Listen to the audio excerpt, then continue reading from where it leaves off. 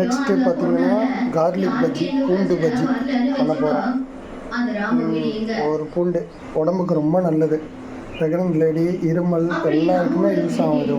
இருமல் இருக்கிறவங்க, யாராவது பேஷண்ட்டு, ஃபீவர் எது இருந்தாலும் ஏதோ நம்மளால் பண்ண முடிஞ்சது.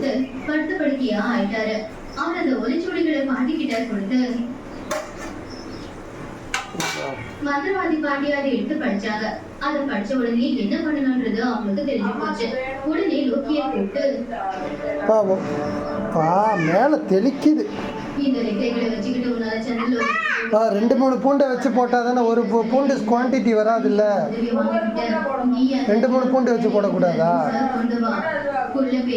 அம்மாவோட கர்ப்பத்திலே இறந்து போன குழந்தையோட சமாதியை தோண்டி அந்த குழந்தையோட மண்டை ஓட்டை எடுத்துட்டு வா.